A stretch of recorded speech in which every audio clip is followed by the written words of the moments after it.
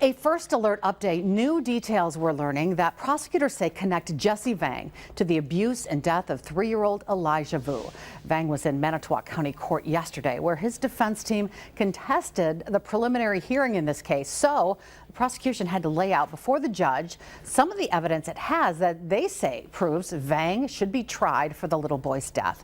Elijah Vue's body was found in that rural area of Manitowoc County in September after months of searching following his disappearance and that Amber Alert issued in February. And our Brittany Schmidt was in court yesterday to learn more details and share with what you heard yesterday. So first off, who did the prosecution end up calling to testify in this? 2 people that were brought in to investigate early on in the case. So 2 special agents with the Department of Justice Division of Criminal Investigation.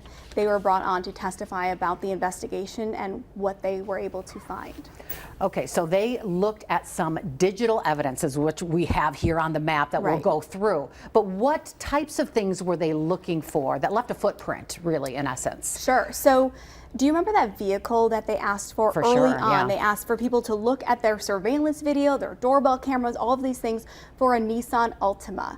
So yesterday we learned exactly why they were looking for that, and so they were able to find it on several locations throughout the city that they were looking for. There you see it, and you remember that post from Two Rivers Police looking for that. So it was really about the footprints of the video that they were able to tie to it.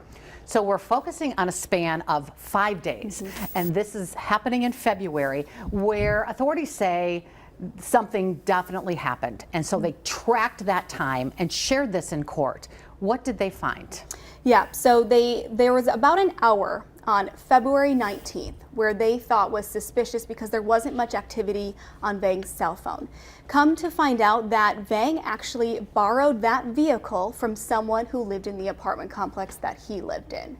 So police then put out that saying, hey, we want to know where this vehicle went.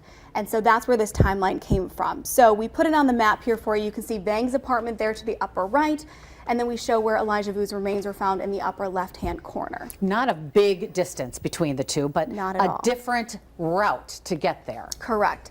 So at 6:21, they said that Vang was found on camera. They found that vehicle on camera at 6:21 along the road here. Just, not far from it. Right. The night before he was reported missing. Correct. Right. So that evening. Then at 6:41, they find it on another camera. Here they find it at 6:44 on another camera.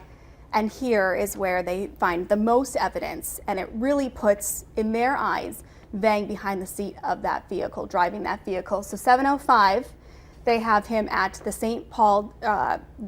Vincent de Paul. Thank you. Yes. They find him there. And video shows him getting out of the car, taking out a suitcase that he puts by the door.